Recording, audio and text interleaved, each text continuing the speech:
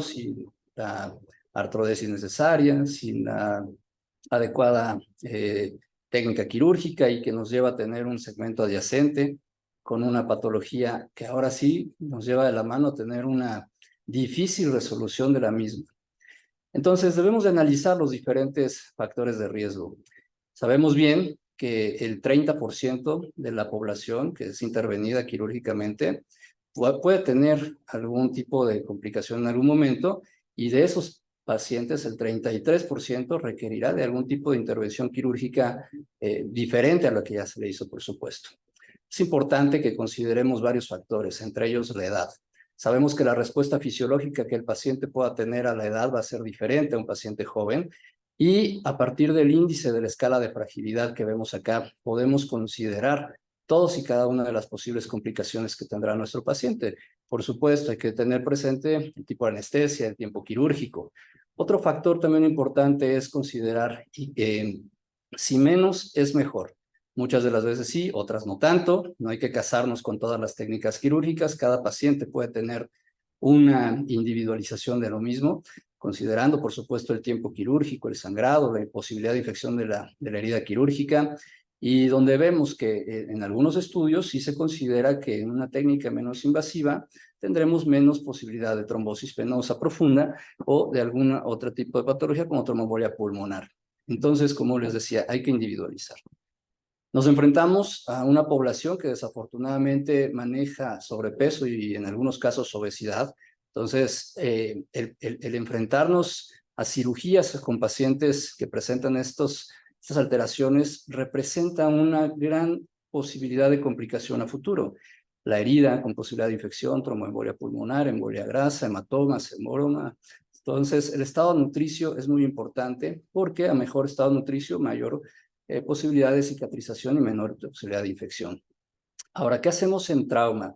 Sabemos que en trauma existe una respuesta metabólica al mismo, donde algunas patologías tienen directamente relación con las afectaciones cardiovasculares, pulmonares, gastrointestinales, hematológicas, neurológicas, genitourinarias. Por lo tanto, se recomienda que ante la posibilidad de un manejo quirúrgico resolutivo en patología traumática, se tenga que operar lo antes posible. Por lo tanto, una cirugía temprana es seguro, y en caso de una fractura, una luxación, la reducción de la misma es urgente. Por lo tanto, nos lleva a tener una estabilidad hemodinámica. Entonces, una complicación puede ser una dificultad imprevista, una situación que agrava y alarga el curso de una enfermedad y que muchas veces es un asunto de difícil solución. Por lo tanto, es muy importante siempre tener autocrítica, las bases y las herramientas para solucionar el problema, tener en cuenta la toma de decisiones y, por supuesto, un diálogo abierto con el paciente. Para eso, el día de hoy tenemos y contamos con un grupo de expertos que nos van a compartir sus experiencias. Tenemos al doctor José Luis Estrada Pérez, al doctor José Luis García Navarro, al doctor Eber Humberto Alfaro Pachicano, al doctor Cristóbal Herrera Palacios y al doctor Roberto Hernández, perdón. El doctor José Luis Estrada es médico ortopedista y traumatólogo, es cirujano de columna vertebral y lleva a cabo su práctica clínica en el Hospital de Ortopedia Dr. Victorio de la Fuente Narváez. El doctor José Luis García Navarro es médico ortopedista y traumatólogo, cirujano de columna vertebral. Él está adscrito al Hospital de Ortopedia y Traumatología del Instituto Mexicano del Seguro Social en Puebla y es el coordinador de la clínica de columna en el Hospital Ángeles Puebla. El doctor Eber Humberto Alfaro Pachicano es médico ortopedista y traumatólogo, cirujano de columna vertebral y cirujano de invasión mínima en columna vertebral. Su práctica la lleva en el Hospital Star Médica de Veracruz. El doctor Cristóbal Herrera Palacios, médico ortopedista, cirujano de columna vertebral, adscrito a la Unidad Médica de Alta Especialidad Hospital de Traumatología Dr. Victorio de la Fuente Narváez, es el titular del curso de adiestramiento en cirugía de columna vertebral de esa institución y es el chairman de AO Spine México. El doctor Roberto Hernández Rodríguez es médico ortopedista, cirujano de columna vertebral. Él estuvo adscrito al Hospital de Ortopedia Dr. Victorio de la Fuente Narváez y es profesor doctor en cirugía de trauma en la Escuela de Medicina en Hannover, Alemania, licenciado en Derecho por la Universidad del Valle de México y es perito en cirugía por parte del Colegio Mexicano de Ortopedia y excomisionado jurídico del Consejo Mexicano de Ortopedia, perito de la Asociación Mexicana de Cirujanos de Columna, AMCICO. Muy bien, les damos la más cordial bienvenida a todos. A continuación, el doctor José Luis García Navarro nos presentará su caso clínico. Doctor José Luis, bienvenido.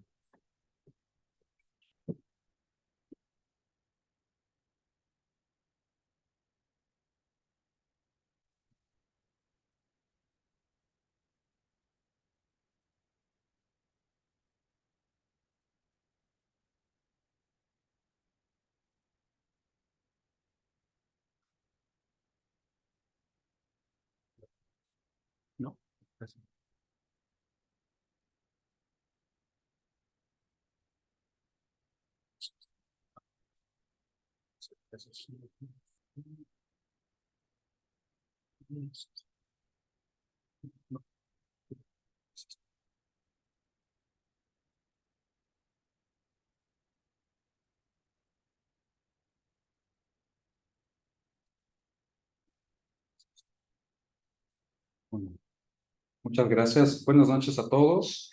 Agradezco al colegio por la invitación, al doctor Edgar Leiva. Y bueno, como ya se ha mencionado, la verdad es que los casos de cirugía de revisión, pues siempre van a ser una toma de decisiones muy difícil cuando son nuestros propios casos, pero muchas de las veces cuando no son nuestros casos, yo creo que es una toma de decisión todavía mucho más difícil y en muchas ocasiones terminamos también por no tomarlos. Y bueno, voy a presentar el día de hoy un caso de cirugía de columna a nivel lumbar. Voy a presentarles, este es un paciente masculino, tiene 74 años, tiene como antecedentes de importancia hipertensión arterial. A él se le colocó un neuroestimulador cerebral por presentar distonía cerebral en el año 2018. Y él tiene como antecedente ya 2 cirugías a nivel de la columna, en las 2 primeras cirugías por el mismo cirujano. La primera hace 3 años y sus síntomas principalmente eran por dolor radicular y por dolor axial, mencionado así por el paciente. La segunda cirugía mejoró la parte radicular, sin embargo el dolor axial fue muy importante, lo cual decidió su primer cirujano realizar una segunda intervención quirúrgica.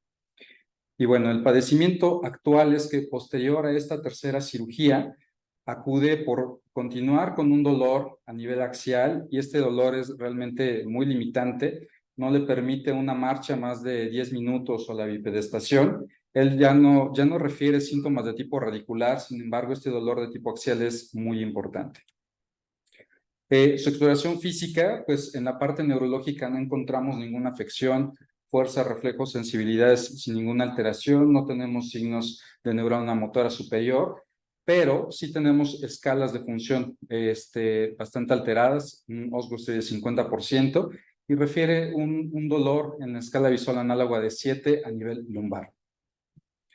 Estas son las imágenes clínicas del paciente, donde podemos observar que el paciente ya presenta datos de una espalda plana, presenta datos de un desbalance en el plano sagital, con mecanismos compensatorios, con flexión de la rodilla, extensión de las caderas, lo que nos habla que ya el padecimiento pues, ha tenido una progresión importante. Estas son sus radiografías con las que acudió con nosotros, donde esta fue la última instrumentación que se realizó, donde observamos claramente pues, que tenemos en la radiografía AP una leve escoliosis, sin embargo, la gran deformidad en el plano sagital es muy importante. Realizando un estudio de su balance sagital, encontramos que tiene un desbalance de 170 milímetros y prácticamente todos los parámetros espinopélvicos alterados. Tenemos una pelvis prácticamente horizontal, un sacro plano por completo, una diferencia entre la incidencia pélvica y la lordosis lumbar de 56. En fin, tenemos, la verdad es que bastantes alteraciones en nuestro paciente. Esta es su resonancia magnética que vimos, donde pues prácticamente vemos que efectivamente no tiene algún factor compresivo, vemos que el conducto raquídeo en los niveles intervenidos está libre, lo que justificaría el que no tuviera ya síntomas de tipo radicular. Estas son su tomografía, donde observamos que pues, los tornillos técnicamente pues, tienen una buena situación. Vamos a ver, aquí confirmamos la liberación que se hizo mediante unas laminectomías, donde encontramos pues ahora expuesto completamente el saco dural. Vemos los cortes coronales, donde está la parte de la instrumentación y donde observamos ya algunas zonas de fusión en lo que quedó de las facetas articulares. Entonces vemos que ya desde este punto, ya al estar fusionado, pues nos vamos a enfrentar también con otro problema. Más cortes axiales, donde observamos que ya en los espacios intersomáticos prácticamente ya están unidos con hueso. en las zonas intervenidas. En el plano sagital, nuevamente, pues podemos ver ya algunas zonas donde está la fusión. Vemos claramente toda la liberación que se le realizó, haciendo un pequeño acercamiento donde ya vemos en L5S1 pues ya está clara fusión, L4 completamente fusionados, en algunos puntos esos espacios que ya están llenos de hueso. Otros cortes muy similares para evidenciar únicamente la fusión que ya se ha presentado. Por lo tanto, hasta este momento podemos integrar un diagnóstico de un síndrome de columna multioperada, un síndrome de espalda plana y pues un desbalance en el plano sagital. Nosotros para llegar hasta este punto, la verdad es que platicamos mucho con este paciente, que efectivamente veíamos que mecánicamente tenía un problema, donde veíamos que efectivamente el hecho de tener una espalda plana, pues realmente le estaba afectando su calidad de vida. Entonces, hablando con él, pues prácticamente todos los riesgos y los beneficios que pudiéramos obtener, propusimos este plan quirúrgico, el cual era hacer nuevamente un abordaje posterior, hacer una fijación de T7 a L5, realizar osteotomías de tipo 3 o de sustracción pedicular y hacer una fusión posterior. Antes de pasar a nuestros resultados, mencionar un poco acerca de los tipos de osteotomía y por qué decidimos una osteotomía tipo 3. Hoy en día sabemos que las osteotomías se han agrupado en 6 tipos, en las cuales vamos a ver que la tipo 1, también conocida como de Smith-Petersen, es prácticamente resecar las facetas articulares inferiores para poder tener una corrección de 5, máximo hasta de 10 grados. La de tipo 2 o la Ponte nos va a corregir de 15 a 20 grados y aquí tenemos que resecar tanto la faceta superior como la faceta inferior. La tipo 1 y la tipo 2 deben de tener una condición y por la cual no escogimos esa, es que el disco tiene que estar flexible. Si no tenemos una flexibilidad del disco, este tipo de osteotomías no nos va a funcionar. La tipo 3, que es esta, la cual consiste en resecar prácticamente las facetas inferiores del nivel superior al que vamos a hacer la osteotomía, resecar el arco por completo del nivel intervenido, llegar hasta los pedículos, hay que resecarlos, hay que vaciar el cuerpo vertebral a través de los pedículos y posteriormente hacer la osteotomía de las corticales hasta llegar a la parte anterior del cuerpo vertebral. Posterior a esto se colapsa la vértebra a través del sistema pedicular que se coloca y con esto alcanzamos una corrección hasta de 30 grados. Las osteotomías tipo 4 o también pueden ser conocidas como acortamientos vertebrales. Estas hay que hacer una resección parcial del cuerpo vertebral, tanto del nivel deseado a resecar como parcialmente del nivel ya sea el superior o el inferior.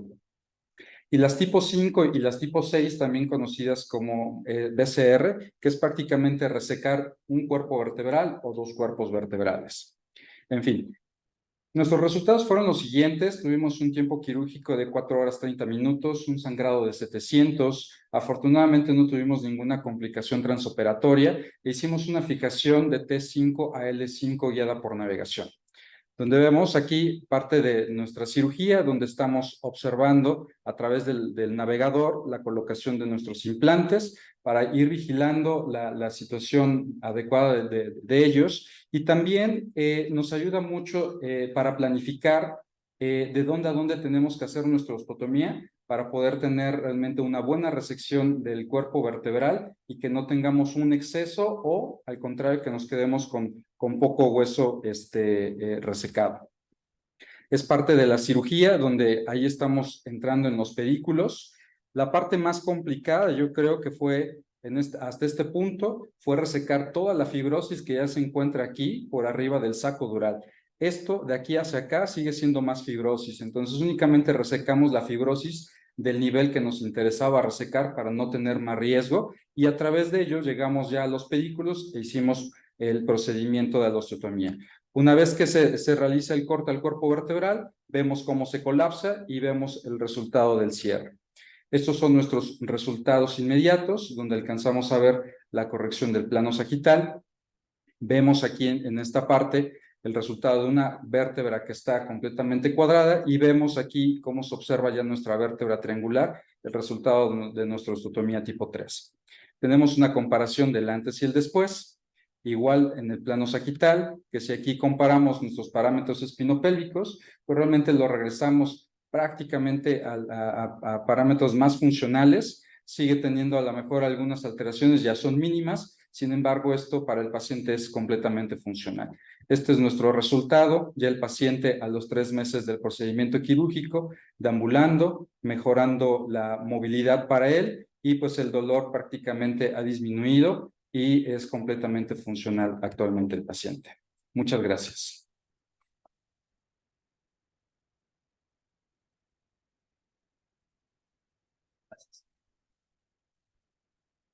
Muy bien. A continuación le damos la bienvenida al doctor Cristóbal Herrera Palacios, quien nos va a presentar su caso clínico. Gracias. Doctor Herrera, bienvenido. Muchas gracias. Gracias.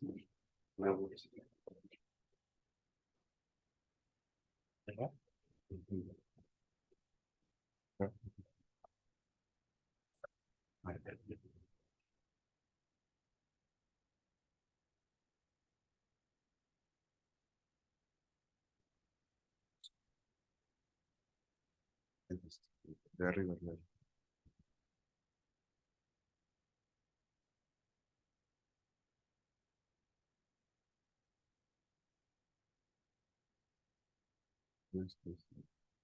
no directo.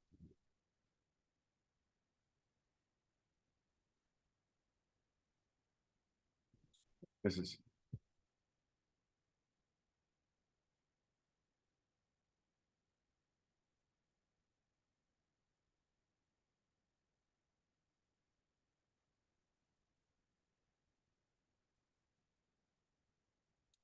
No, ya no está, no la vi. Aquí se ve el fondo.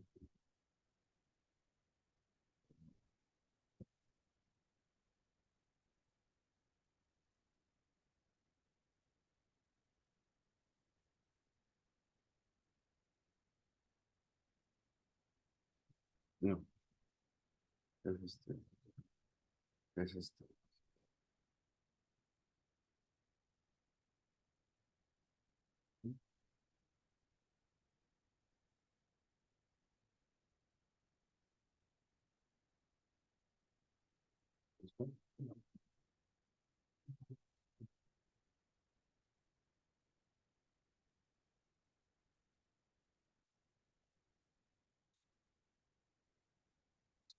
¿Listo? ¿Listo? Gracias, buenas noches a todos. Gracias al capítulo de Columna, Edgar, por la invitación. Y bueno, pues la intención es compartir con ustedes un poco acerca de las complicaciones y las cirugías de revisión que hacemos. Yo vengo del Hospital de Traumatología y Ortopedia de Victoria de la Fuente de Narváez o Hospital Magdalena de las Salinas, mejor conocido, ¿verdad? Esto,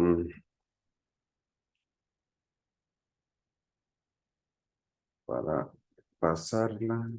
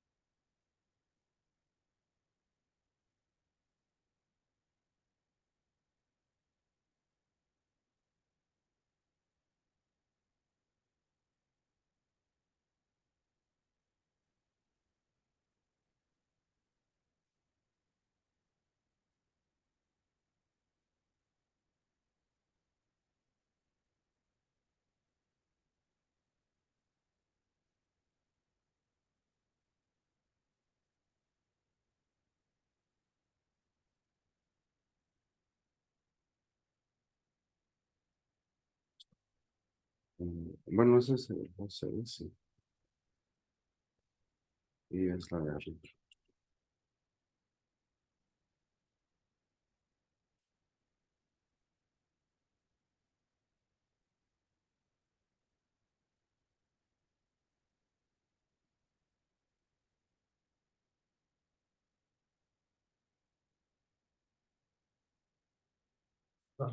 No, gracias, gracias. Bueno, perdón un poco de problemas técnicos. Entonces, como les comentaba, pues estamos en el Hospital de Traumatología de Magdalena de las Salinas. Es el equipo del servicio, el doctor Eduardo Márquez, que es nuestro jefe de servicio actual, la doctora Elvia Yarick Rodríguez, que es con quien armamos este caso clínico, el doctor Jorge Cabrera, el doctor Víctor Hugo Tejerina y un servidor. Entonces, entrando en materia, el caso sobre cirugía de columna traumática, les presento el caso, es un paciente masculino de 48 años. Este paciente sufre un accidente estando trabajando en Tabasco en octubre del año 20, originario de la Ciudad de México. Tiene una fractura que fue clasificada como L1A4N4, es decir, con una lesión neurológica completa.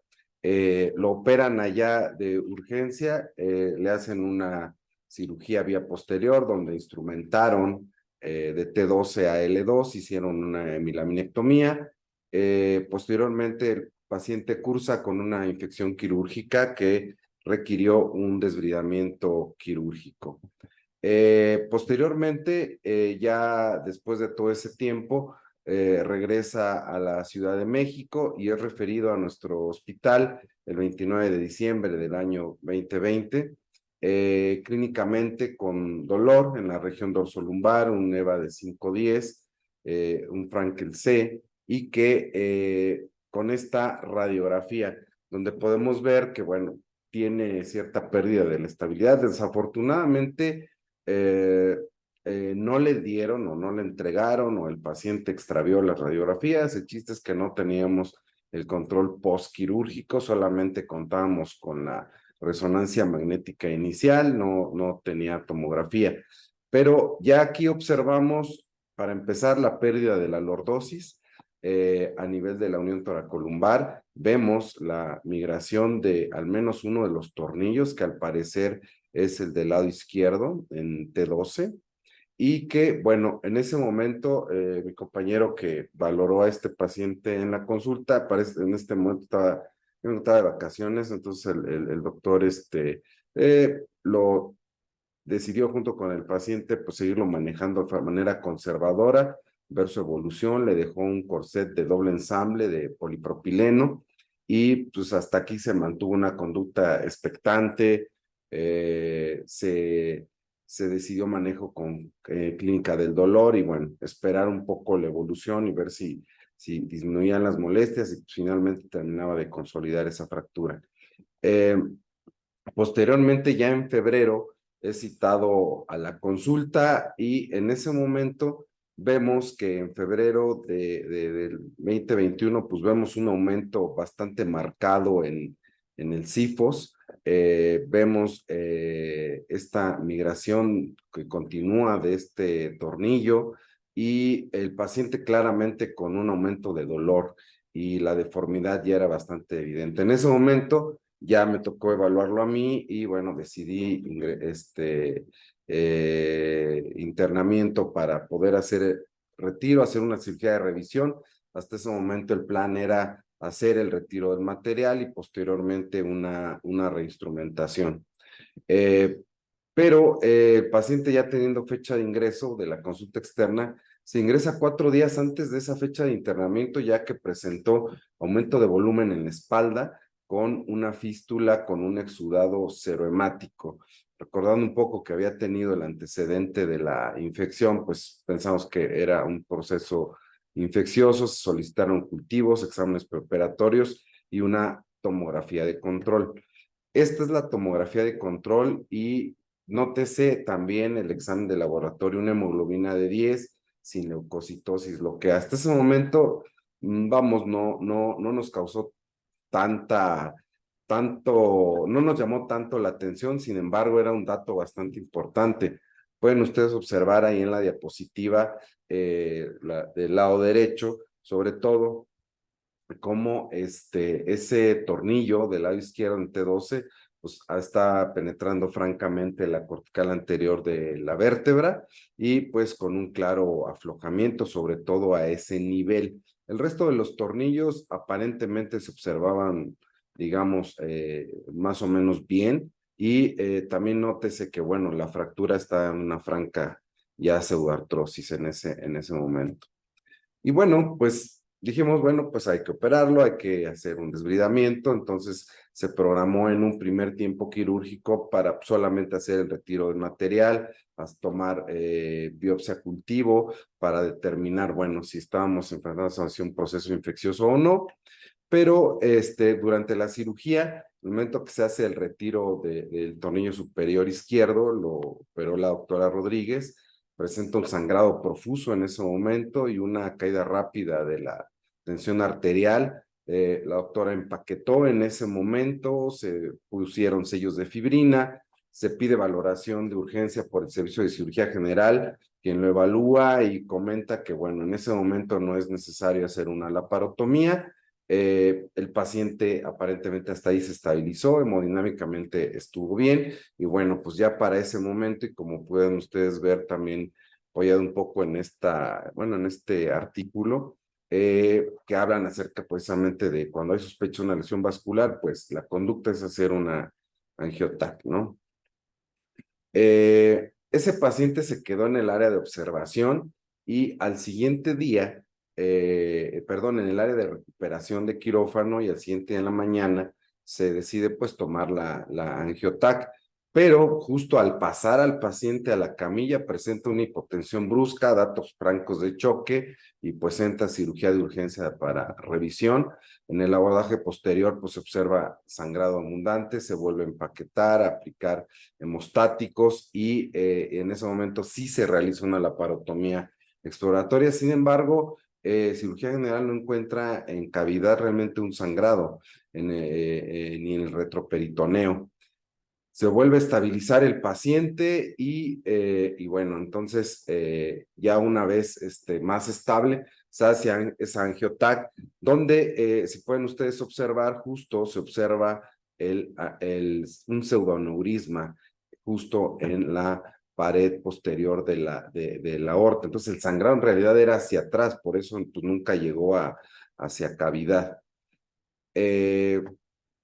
Continuando con la resolución del caso, el paciente se traslada a centro médico, al área de cirugía vascular, donde, bueno, pues evidentemente coloca un stent aórtico, permanece en esta unidad durante una semana y posteriormente pues regresa con nosotros, ¿no? Estas cirugías de colocación de stent aórtico, pues es de las conductas que se toman en cuenta para estos casos, y que, bueno, finalmente una vez que regresa con nosotros, pues se hace ahora sí, pues la cirugía que tenemos ya planeada, ya que evidentemente vimos que no era un proceso infeccioso, más bien era el problema de la lesión vascular por el pseudoneurisma. Se hace una instrumentación larga, una liberación más amplia. La realidad es que clínicamente, bueno, me refiero a la cirugía, el paciente todavía seguía con bastante compresión, entonces sí es una descompresión más amplia y artrodesis y injerto transpedicular a nivel de la zona de la pseudoartrosis.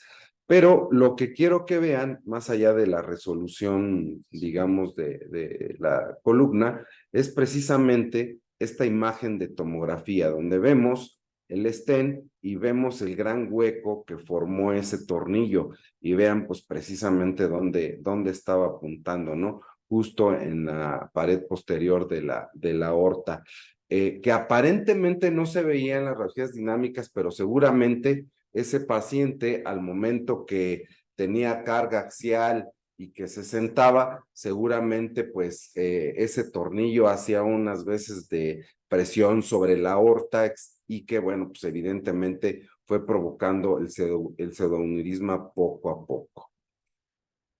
Igual, imágenes de la resolución y cómo se veía el stent.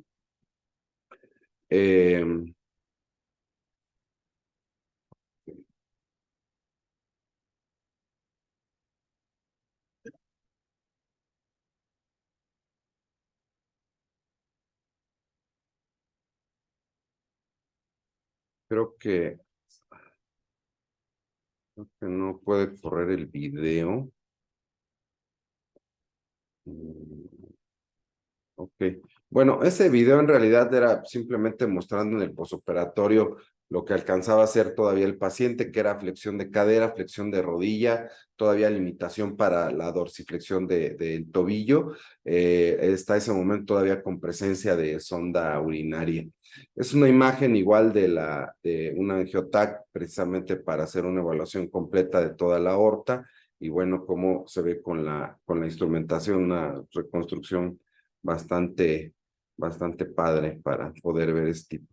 Y esta es justo la resonancia inicial a que le hicieron allá en Tabasco, y que vean justo a nivel de la lesión que tuvo, pues la cercanía entre la pared de la cortical anterior de la vértebra y la aorta, o sea, prácticamente estaban ahí pegadas, o sea, realmente era muy fácil que cualquier penetración del tornillo pudiera lograr lesionar la aorta pues de manera muy fácil, ¿no?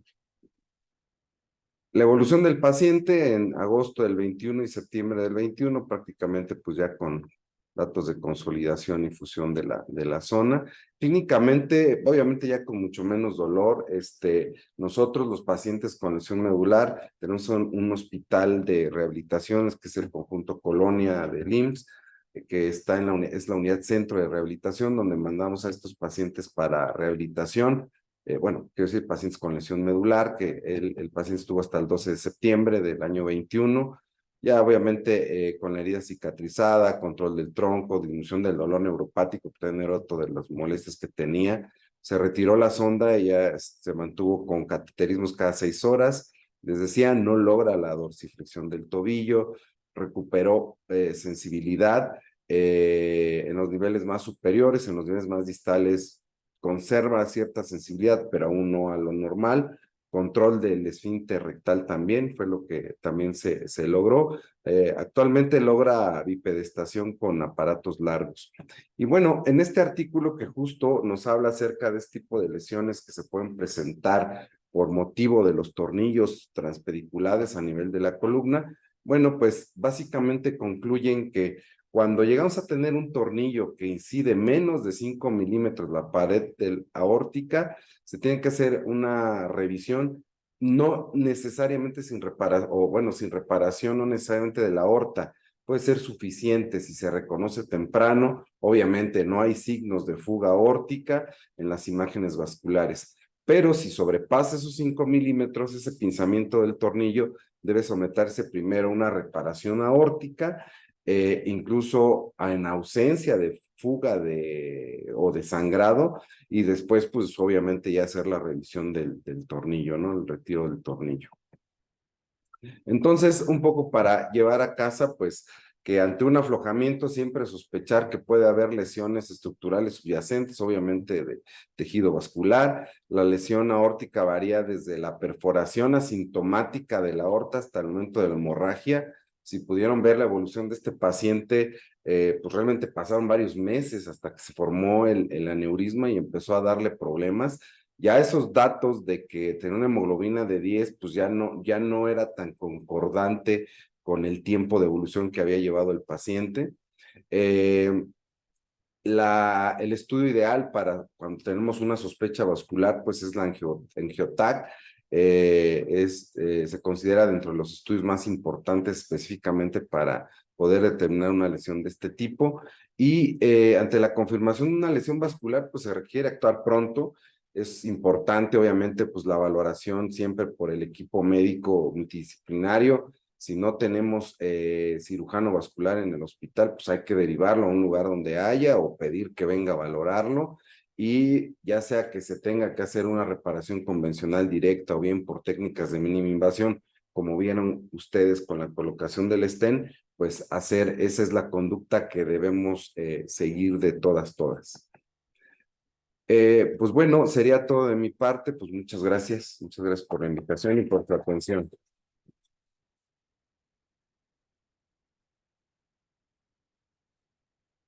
Bueno.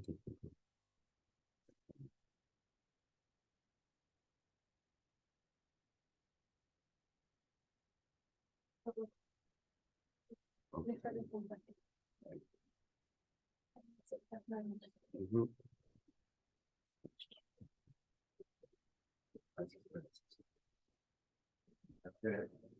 Muchas gracias, Cristóbal. Vamos a hacer una modificación, una pequeña modificación al programa. A continuación, le doy la más cordial bienvenida al doctor Roberto Hernández, que nos va a platicar el punto de vista legal en la cirugía de revisión en columna vertebral. Doctor, bienvenido. Gracias. Gracias, señor.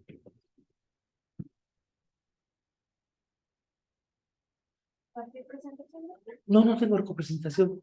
Como es análisis, claro, estarán de acuerdo conmigo como se trata de hacer la evaluación como experto, pues precisamente creo que hoy estamos ante una oportunidad muy grande porque mencionaron la cuestión legal. No, aquí la cuestión es en el ámbito de la ciencia. Cuando tenemos la oportunidad que tenemos en el colegio a alguien con formación dentro de la rama de columna vertebral, perito dentro de la rama de cirugía de la columna y además abogado con experiencia en la materia de derecho, y hay una premisa: no todo es legal. Decimos los penalistas, no todo es penal, porque todo depende de la relevancia del resultado. Nosotros lo que tenemos aquí, y en lo que sí puedo hacer una precisión con mucho sustento científico y con la comparación de que en diversas escuelas existen criterios diversos que por moda o actualidad los han usado como un impacto académico de, y estarán de acuerdo conmigo, el síndrome de columna fallida. El hecho de cómo el juzgador interpreta de que alguien ya está diciendo, de acuerdo al diccionario de la Real Academia Española, ¿qué significa fallido?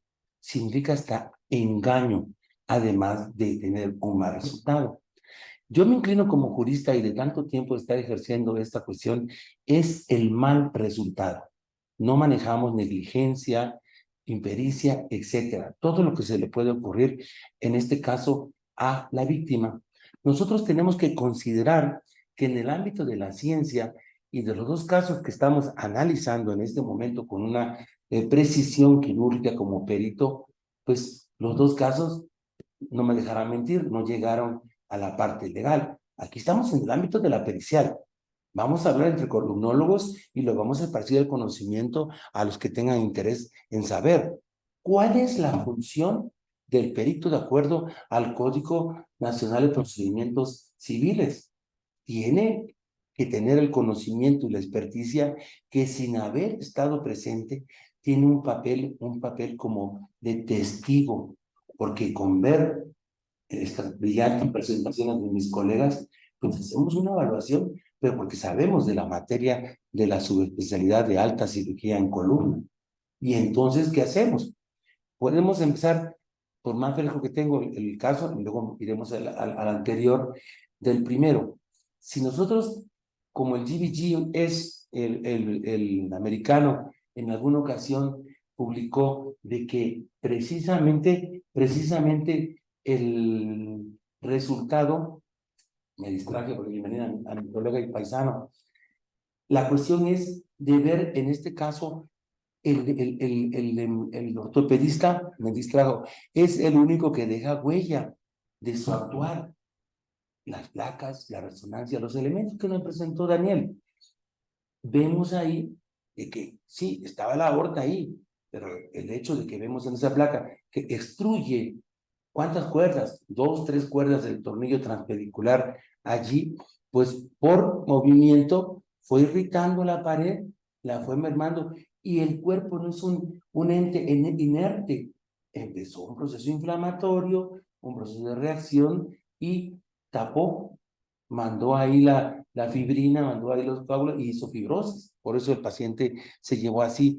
No por la anemia a lo mejor fue por desnutrición, y un paciente que está parapléjico pues tiene mala nutrición y mal manejo y dolor y a lo mejor no comía, porque una anemia no te da, porque la aorta no juega, ¿no? ¿Ustedes están de acuerdo? Entonces el perito va analizando con los elementos, pero de acuerdo a su experiencia. La otra situación que debemos de nosotros de de evaluar es de que tenemos nosotros que no denunciaron o demandaron. ¿Por qué? Porque el paciente tiene un mal resultado, tiene la lesión medular completa y lo que se haga es bueno. Es un menos es más, como dijo mi colega Leiva. Sin embargo, el hecho de que no entraron cuando se les solicitó, y no es un grupo interdisciplinario, en el ámbito institucional, aunque sea un grupo de trabajo como el nuestro, en el que estábamos ahí diciendo, allá en Puebla o acá en México, no es un grupo interdisciplinario, son entes separados que cada quien tiene una especialidad y responden hasta órdenes distintas de sus jefes inmediatos. Pero la doctora Rodríguez, que operó al paciente, es la que tiene que involucrarse. No, fíjese que yo tengo mi experticia de que ese tornillo en la tomografía, en la resonancia, se ve que tiene 2, 3 cuerdas ahí salidas. ¿Y a qué altura puede estar la lesión? ¿Para qué? Para entrar como segundo ayudante con el cirujano a hacer el APE, ¿verdad? ¿Estás de acuerdo? Entran y revisan concienzudamente, porque el hecho de no meter, mejor tener una laparotomía blanca y no esperarse al día siguiente que nada más lo movilizaron, está bien estable el paciente. ¿Empaquetado en qué forma? Pues ese paquete es como si le pongo un curita, porque estoy con una lesión como la supimos que tipo de aneurismático, pero atrás le hizo lo que le hizo a Juárez, ¿están de acuerdo? Porque no tenía la forma de hacer realmente una función como hacemos los cirujanos de pelis. El plexo venoso presacral lo empaquetamos y así hacemos una presión directamente sobre el paquete. ¿Estamos de acuerdo? Entonces, realmente el perito analiza. ¿Y qué hace? No dice si es culpable, inocente, negligente o etcétera. Quiero citar de la doctrina a Klaus Rosin, de la doctrina alemana, la imputación objetiva, que nosotros como si manejáramos un cineasta, manejara y quitara los elementos y pudiéramos hacer un recuento del resultado final y sacamos en abstracción el actuar del cirujano y el mismo resultado se perpetúa, el cirujano no es imputable objetivamente y por lo tanto no le podemos demandar responsabilidad profesional. Entonces aquí estarán de acuerdo conmigo que no todo es penal. La imputación objetiva es un ejercicio doctrinal de Klaus Rosin, donde sacamos el actuar, pero sí tiene elementos de responsabilidad que si alguien perita, como es la Comisión Nacional de Arbitraje Médico, ¿verdad? Peritan gente que no son columnólogos. Aquí estamos ahorita entre expertos y peritos y abogados, ¿no? Entonces aquí nosotros tenemos que precisar que aquí sí hay elementos. Están las dos roscas, está la relación causa-efecto. En el análisis que tenemos de la causalidad existe el causalismo. Aquí tiene esto que es debido a la rosca del tornillo. Estarán de acuerdo que sea responsabilidad. Pasemos con el otro caso, donde tenemos de que se le ha dado ahorita en el ámbito de la teoría nueva de la cirugía de columna, el eje gravitacional. Y entonces ahí era evidente que el paciente con esa actitud de que la cabeza se va adelante, hace una hiperlordosis y antes anda con la cabeza aquí, la contractura posterior, hace una gifosis y la columna está plana. Entonces yo aquí creo y analizo como la cuestión, pues había que bajar un poco más para agarrarnos a sacro y darle también de la lordosis, pero no nada más ahí, sino el ángulo lumbosacro. Entonces vemos aquí todo muy bien porque va a haber posiblemente un aflojamiento porque las fuerzas de esa región es muy fuerte y es posible que tengamos un desanclaje, sobre todo en los últimos niveles, de nivel de L4, L5, no, porque no se agarró a sacro como hacemos los cirujanos de pelvis, que hacemos nuestro armado para tener más estabilidad. Con respecto al resultado, pues sí, hay ahorita, pero hay que darle seguimiento porque es muy probable que se aflojen los tornillos por la osteoporosis, por el tiempo, etcétera. Y entonces sí, pero se corrigió mucho porque se hizo algún esbozo de lordosis. Entonces vean ustedes cuál es la situación que estamos nosotros aquí, de que si no hay intereses económicos secundarios y tampoco hay alguien que esté inconforme, pues no habrá reproche. Esto viene en la antijuridicidad formal y subjetiva, formal y subjetiva, donde la formal es lo que prevé el código y la otra cuestión es cuando el bien tutelado que protege la vida, la integridad neurológica, la fuerza, etcétera, etcétera, y entonces es lo que reprocha el que querella, ¿no? Entonces, en derecho, los peritos hacemos experticia en la materia científica y el abogado implica elementos del derecho que no van a confluir, pero el juzgador tendrá la tarea de decir cuál es la responsabilidad. Pues yo con esto creo que escucho la otra sesión que viene de eso y hacemos un acotamiento. Gracias.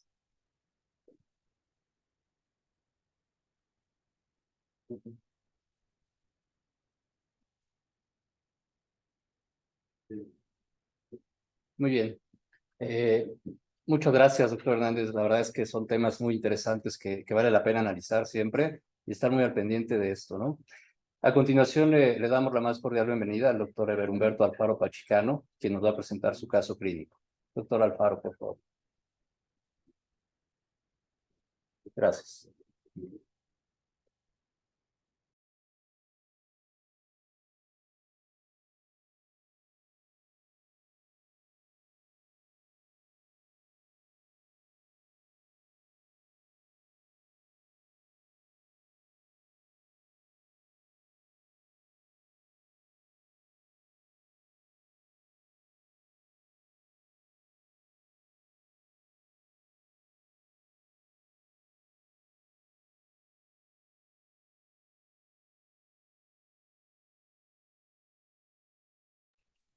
De lo que ya platicó el doctor García Navarro, de lo que ya platicó Cristóbal, también es algo importante el poder ver el cuándo podemos tener todas estas atribuciones, porque no siempre, como lo he dicho, la tecnología ni la riqueza nos da el mejor beneficio a nuestros pacientes. Entonces, por lo tanto,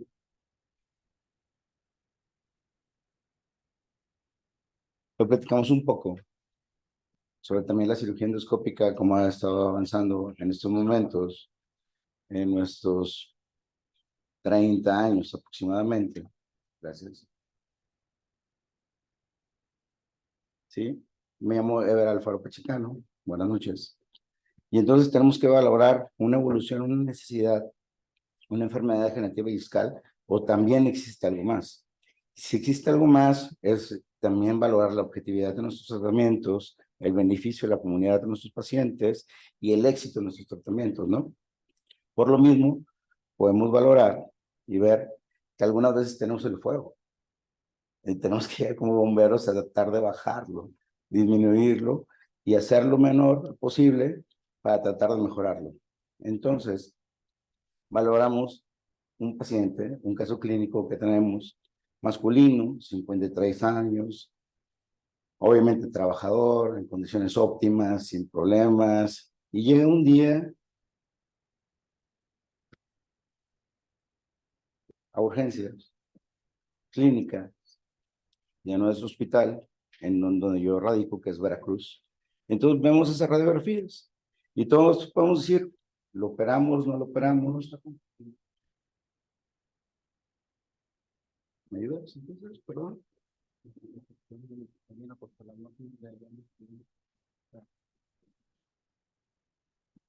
Disculpen un poco esto, pero bueno, no sé si ahí ya se quedó.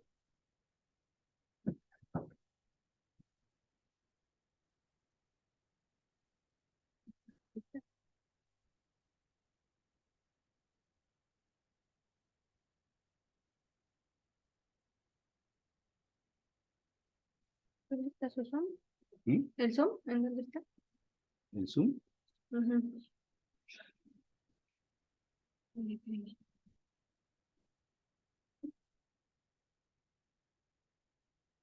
¿Es esta? No está aquí. ¿Dónde?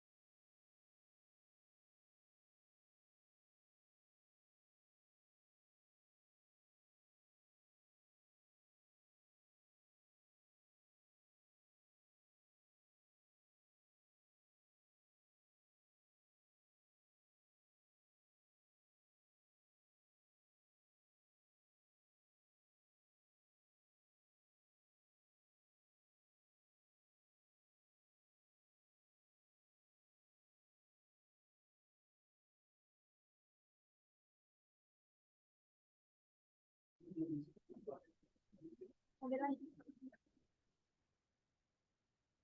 Hola, muy buenas noches nuevamente. Agradezco al Colegio Mexicano de Ortopedia por su atenta invitación. La doctora Edgar Leiva Medellín. Vamos a irnos un poquito más rápido. Disculpen por los problemas técnicos que tuvimos, pero yo me llamo Ever Alfaro Pachicano.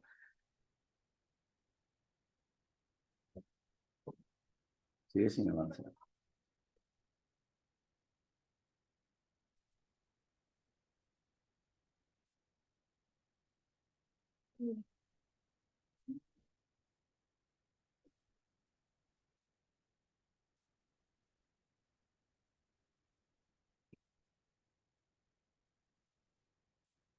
Ah,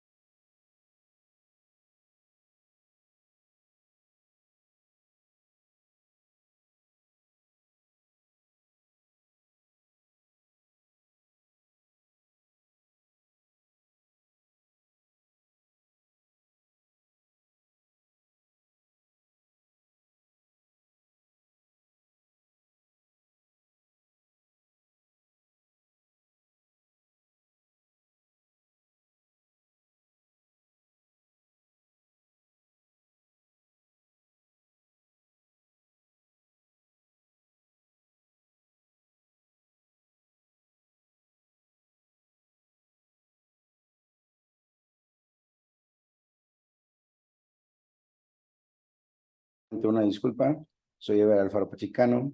Entonces, la evolución de la necesidad del tratamiento discal o existe algo más, la objetividad, el beneficio de nuestros tratamientos a nuestros pacientes. Siempre tenemos que tratar y valorar de tratar de apagar el fuego, hacer lo menos posible, pero no todos nuestros pacientes son candidatos para poder hacer todo lo que queremos hacer en el momento, o no todos son suficientes, ni la tecnología, ni tampoco la calidad o calidez, en efecto, es como tenemos que ver a cada uno de nuestros pacientes. Entonces, hoy vamos a presentar a un paciente de 53 años que llegó así al servicio de urgencias en nuestro hospital. Obviamente, decidieron en ese momento que tenía una compresión radicular y que tenía una lesión medular y se decidió operarse con ese tipo de lesión discal ya en resonancia magnética. Ya vimos igual las radiografías. Entonces también igual vemos la resonancia magnética, presentaba una radiculopatía del lado derecho, el cual no era suficiente y tal vez probablemente yo lo hubiera dejado hospitalizado para no operarlo, darle un tratamiento conservador y demás, y seguir el tratamiento para eso. Pero entonces acude después de, esto fue en el 2020, acude ya hasta abril del 2021 con nosotros, con una disminución y dolor de extremidad pélvica, principalmente del lado izquierdo, un pie caído, una marcha en este patch marcada. El paciente tiene todos estos tipos de antecedentes, obviamente, y lo recalco en rojo, es una instrumentación vestibular que le hicieron el 2020. L5, L2S1, una descompresión posterior, fusión posterior lateral, como ya comenté en ese momento. Pero ¿qué pasa? Se complica el paciente. ¿Por qué? Porque es diabético, porque es hipertenso, porque tiene múltiples enfermedades en el cual se fue deteriorando poco a poco y una cirugía de 12 horas, obviamente terminó en un fracaso quirúrgico. Termina en un BAC en febrero del 2020, una infección obviamente, hace una fascitis necrotizante de 12 y obviamente Ahí, así queda la instrumentación que realizando en ese momento, ¿sí? S1, L4, L3, L2, y como ya vemos, pues obviamente también el aflojamiento y la no fusión de la descompresión que quisieron realizar en ese momento nuestros compañeros o el médico que la realizó. Y con esto, pues también estamos viendo en otras proyecciones el aflojamiento y la lisis del material quirúrgico. Hacemos un pequeño momento. Obviamente para esto el paciente se queda internado 1 mes y medio en el hospital, en terapia intensiva, obviamente con una lesión ya radicular, pero el paciente por no estar despierto, pues sería intubado. Entonces, solicitan ya nuestra opinión y una valoración diferente. Entonces, valoramos una decisión quirúrgica, es el paciente no camina, tiene un dolor radicular, tiene un dolor lumbar y tiene una incapacidad laboral de 1 año. ¿Qué hacemos, no? ¿Qué decidimos hacer? Es hacer poco a poco, y lo primero fue una valoración integral con un equipo multidisciplinario para con esto poder decidir qué tenemos que hacer, ¿no? Lo primero que hicimos fue bajar su glucosa, obviamente, de 400 que lo tenía cuando lo operaron, a 120 cuando lo decidimos realizar, y realizamos una descompresión por mínima invasión en 2 tiempos. Una fue una cirugía endoscópica, en la cual fue una endoscopía por un abordaje lateral, y después fue un abordaje interlaminar. Hicimos la valoración, el paciente sedado, sin tanto problema.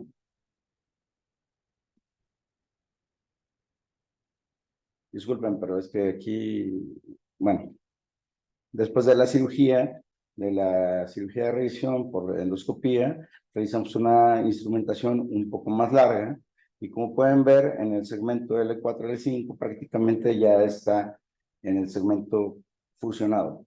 Decidimos realizar este tratamiento, y como pueden ver en la imagen de su derecha o izquierda, ya existen las pilas o los piletes que colocamos con antibiótico para ayudarnos a valorar este tipo de cirugía.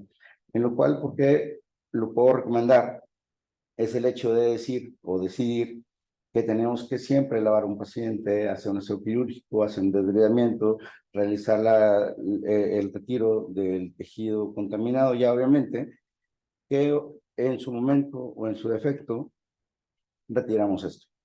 ¿Ven? Entonces, se hizo un tratamiento convencional por un paciente en el cual creo que no muy bien indicado, realizamos la cirugía de columna, y no todos nuestros pacientes pues pueden llegar a esto, ¿sí? Disculpen por la presentación así, pero pues fueron fallas quirúrgicas y técnicas también. Gracias, disculpen.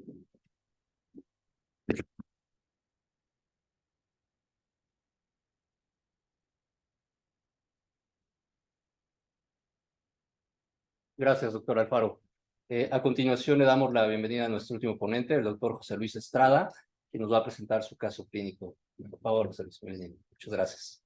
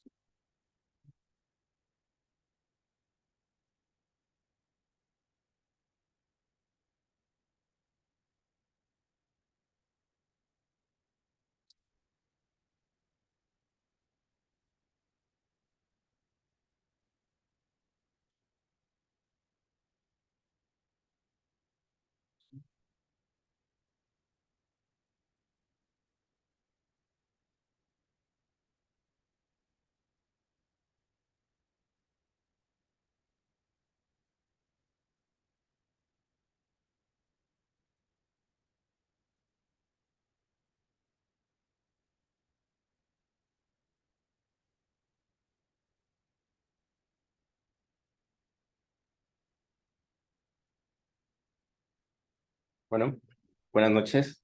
Primero que nada, quiero pedirles una disculpa. Fui víctima del tráfico de la Ciudad de México de los viernes por la noche.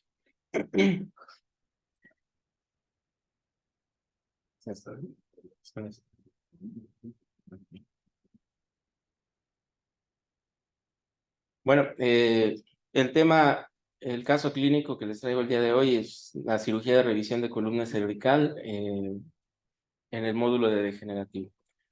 Mi nombre es José Luis Estrada, yo pertenezco al servicio de columna del Hospital de Ortopedia de Victoria de la Fuente Narváez, conocido también como Magdalena de las Salinas. Los temas a tratar en esta plática son pocos, es la presentación del caso, la descripción clínica, la decisión quirúrgica y al final el tratamiento y nuestros resultados. La presentación del paciente es un paciente masculino de 60 años de edad, quien acude a valoración por presentar deterioro de la marcha y de dolor en la región cervical, de predominio derecho, tipo opresivo y urente. También adormecimiento de las manos, acompañado de disminución de la fuerza hasta no poder realizar sus actividades diarias y necesidades básicas. Esto fue generado tras un esfuerzo al estar realizando rehabilitación física, ya que cuenta con el antecedente de una cirugía cervical anterior, 2 meses atrás, mediante una fusión desde C3 hasta C7. Él mencionaba haber presentado mejoría postquirúrgica. Entonces, el señor a la exploración física, encontramos que tiene fuerza 3 de 5 en C3, en C4, C5, C6 y C7, tiene datos de hiperreflexia, tiene parestesias en C4 a C7, Hoffman positivo y un YOA de 8. Y esta es la radiografía con la que se presenta el paciente. La radiografía lateral y esta es la radiografía P.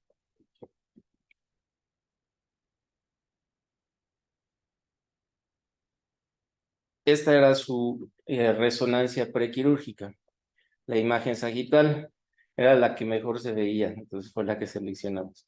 Y entonces en el hospital decidimos hacerle una tomografía y encontramos esta imagen y comparándola con la imagen sagital previa, vemos que hay una angulación por arriba de la placa a nivel de C2-C3 y que esto probablemente estuviera generando el conflicto.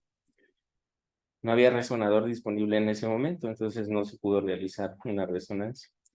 Nuestro diagnóstico con esas imágenes simples fue el retardo en la consolidación y la inestabilidad en C2-C3, más probable aflojamiento del implante. Y ahora nos encontramos nosotros ante una disyuntiva. ¿Qué le vamos a hacer? ¿Vía anterior o vía posterior? ¿Le vamos a abordar nuevamente por el lado izquierdo donde habían abordado o le vamos a abordar del lado derecho? La decisión pues fue normalmente en el hospital cuando vemos este tipo de casos es tomada bajo un consenso entre los médicos que estamos dentro del servicio. Este consenso nos llevó a tener algunas discrepancias en cuanto a la decisión quirúrgica. Primero, pues, ¿por qué realizamos un abordaje anterior y por qué realizar un abordaje posterior? Estos son los principios básicos. Sin embargo, no hay nada realmente escrito completamente sobre o bien analizado con un sustento bastante fuerte para decir que el abordaje anterior en este caso o en este tipo de casos, que es de cirugía de revisión, es el más adecuado o que el abordaje posterior es el indicado. ¿Por qué? Bueno, porque si lo vamos a abordar vía anterior, pues tendremos el inconveniente de la fibrosis. Tendremos el inconveniente de que si es del mismo lado, vamos en el trayecto, dentro de esa fibrosis vamos a encontrar el esófago y los grandes vasos adheridos a esta fibrosis. Y también, si lo decidimos por el otro lado, la placa está dirigida totalmente oblicua. Entonces, el decidir el lado derecho, no vamos a poder retirar toda la placa del lado que está totalmente oblicuo. La parte de arriba, si vieron en la imagen anterior, en la AP, la placa está dirigida, el segmento proximal hacia el lado derecho y el segmento distal hacia el lado izquierdo. Entonces, era una difícil decisión.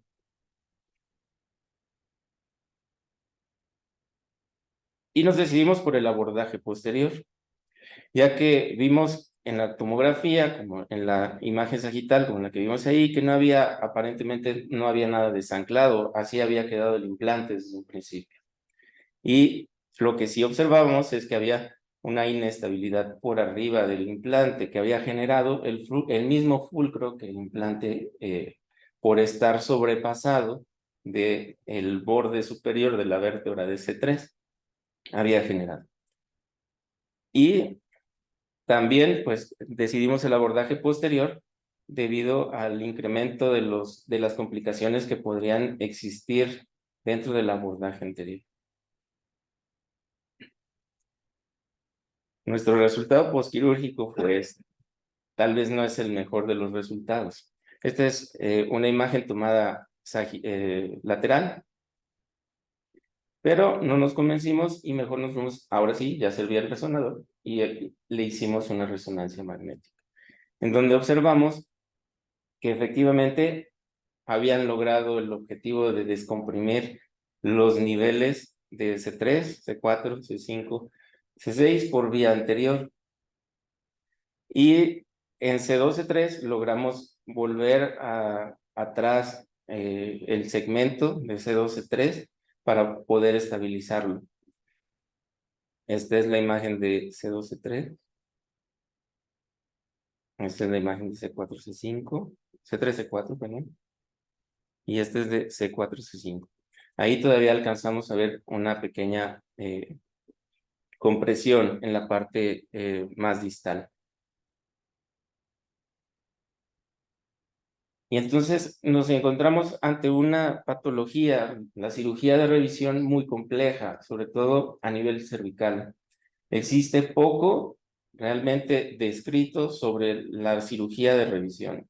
Sí, como hace rato venía en el carro, venía escuchando la plática y venía escuchando la plática del doctor Hernández, los consejos que estaba dando sobre el concepto de cirugía lumbar fallida. Y no existe un concepto como tal aún de cirugía cervical fallida. Entonces, hay mucho por analizar en este tema. La cirugía cervical, ¿cierto?, tiene muchas complicaciones y principalmente, antes de tomar una decisión quirúrgica, siempre volver a las bases y siempre volver a recordar sobre el sitio principal de compresión, sobre disminuir los riesgos transquirúrgicos. Siempre, obviamente, debemos llevar al paciente protocolizado. La experiencia del cirujano cuenta y también cuenta la disponibilidad con la que tenemos de material de osteosíntesis. Si cualquier persona tiene la oportunidad de discutir este tipo de casos con gente, ya sea más temeraria en este tipo de pacientes o con más experiencia que la que uno mismo puede tener, entonces siempre hay que consultarlo para saber y tener distintas opiniones. Y así tú poder decidir el mejor tratamiento. Individualizar el tratamiento de cada paciente es indispensable. Esto, la plática la corté ahorita en 10 minutos, porque ya vi que el tiempo estaba encima.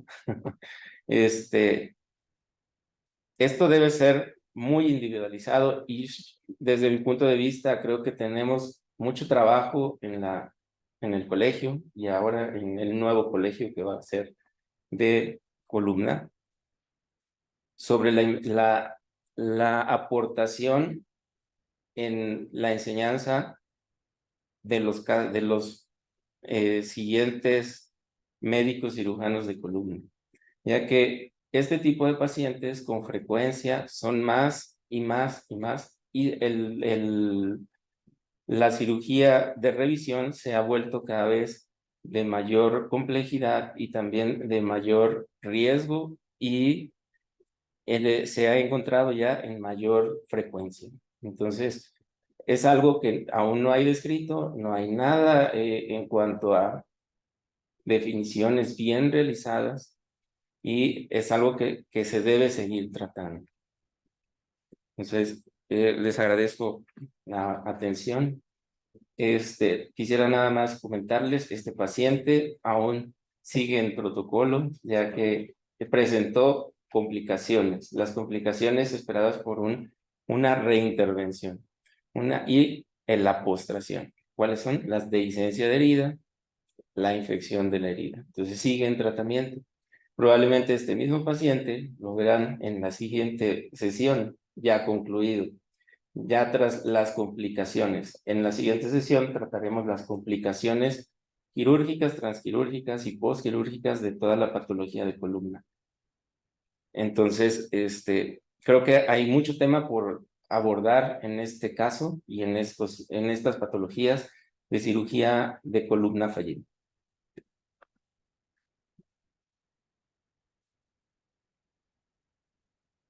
Muchas gracias, doctor Estrada. Nuevamente, doctor Roberto Hernández, por favor, sus últimos comentarios, por favor. Gracias. 5 minutos nada más, queridos colegas. Aquí la cuestión, como bien dijo José Luis Estrada, al respecto, no existe el término en columna cervical. Tenemos una espondilopatía espondilítica, donde vemos la degeneración que afecta a la médula, y no tan solo es adelante donde están los discos destruidos, sino atrás también seguro que tenemos también hipertrofia del ligamento amarillo. Luego entonces, en eso de los grupos interdisciplinarios y de completar realmente la artrodesis 360 grados, pues la placa, nadie sabe el fondo de la olla nada más que la cuchara, el cirujano. ¿Qué tan estable? Y el transoperatorio, ves con las imágenes, qué tan algo te quedó el hardware que te va a provocar la irritación, y en este caso no estaba flojo, sino que el hardware estaba imperfecciones técnicas. Entonces, tenía que completar la artrodesis en un segundo tiempo o en el mismo acto quirúrgico, voltear al paciente y hacer lo que se hizo en la cuestión esa. Sopesen. Ahora, no existe bien el concepto de síndrome de columna fallida en la columna cervical, porque no debe de usarse ni en ninguna parte de la columna, sino que se llama perfeccionamiento de la cirugía ante la identificación del mismo cirujano de una falla. Lo que pasa es que los cirujanos nos enamoramos de nuestro Frankenstein y no le queremos entrarle para reconocer que tiene imprecisiones técnicas. No voy a hablar yo de otro tipo de cosas. Entonces, ¿qué tenemos que hacer en este caso? Pues realmente decir que se trata de una cirugía de perfeccionamiento, ni siquiera de revisión. Yo estoy en contra de revisión, porque el hecho que tú metes una fractura de fémur con un clavo centromedular y te quedó corto, pues no es de revisión. Vas a corregir el error de la distancia, y eso no habla mal de ti, simplemente que el proveedor no trajo el clavo del largo. Lo mismo pasa en columna. En columna no hacemos milagros, porque lo que hacemos es, o sacamos el disco o hacemos artrodesis. Dígame alguien que usa bioingeniería y regeneración, etcétera, cosas que se ocurren por ahí. En columna estamos bien limitados. Todavía no existe el Enterprise, ¿verdad? El señor Spock, que nos haga una cosa así y se mejore. Estamos en pañales, quién sabe qué va a pasar en el futuro. Con respecto a qué usaría usted, doctor Hernández, pues perfeccionamiento y una salvage surgery. Existe en inglés, cirugía de salvamento, porque tiene una neuropatía espondilítica y el paciente ya tenía ciertas cuestiones. Y antes que se me olvide, una precisión. Nadie usó electromiografía, estudios eléctricos, porque todos nos vamos con imágenes. Yo también lo reconozco, pero como perito, digo, a ver, Pachicano habló de un estepacio, y entonces, ¿cómo lo documentó? Estaba antes de que lo operaran, fue el primer cirujano, fue el segundo, y ese no voy a comentar nada de él porque tiene muchos deficiencias, ¿verdad? No está completo el caso, o sea, y luego apareció infección y lavado, o sea, no me quedó claro. Pero el caso de José Luis, muy buen el caso, ya me salió que también tiene infección. Entonces, la infección es una cosa que debemos de ver, quitar el hardware. Si bien tenemos fibrosis en la derecha, en el lado izquierdo, pues entramos por el derecho y nos ayudamos con el arco en C para hacer por por el abordaje sin jalar mucho con el tractor para encontrar el tornillo y aflojarlo, y una placa que ya tenemos todos los tornillos sale solita, ¿no? Entonces hay que ver qué elementos técnicos tenemos a disponibilidad y si usen más electromiografía, porque el estudio eléctrico nos da un valor pronóstico. Si ustedes quieren saber si esa lesión viene de esta cirugía, háganla antes de 10 días, porque todavía es representativa de la prequirúrgica. Ya después de 10 días, pues tienen que esperarse eso. Entonces, yo tengo aquí, la puse un minuto antes para concluir y cerrar. ¿Qué estamos nosotros aquí analizando?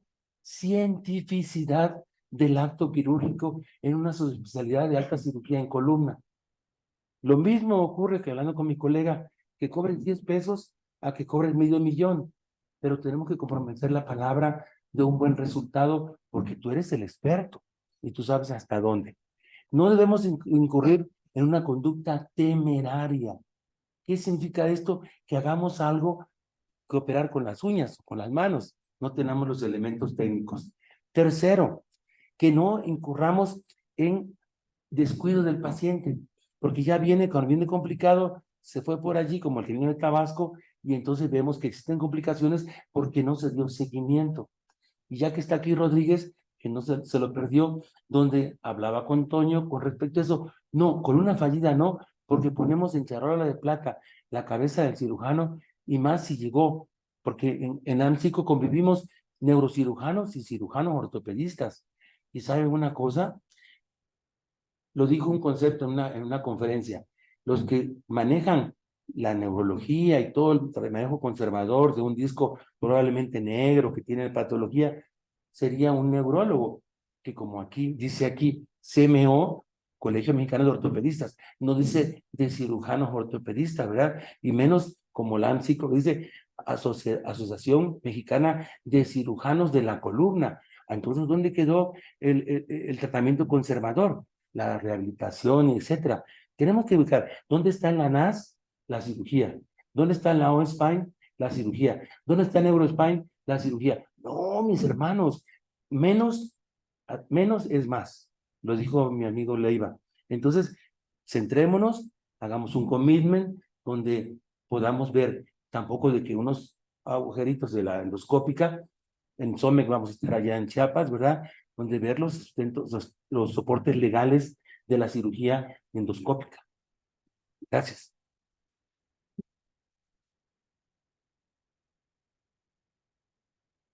Muy bien.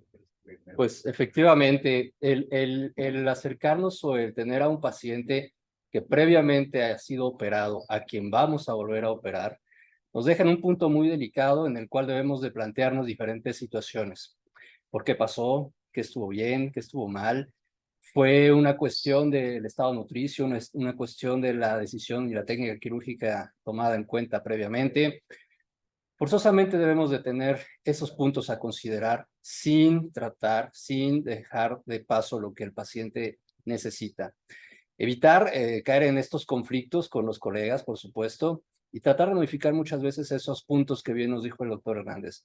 Vale la pena sentarnos antes de planear esta cirugía que vamos a proponerle al paciente respecto a lo que puede ser lo mejor para él mismo.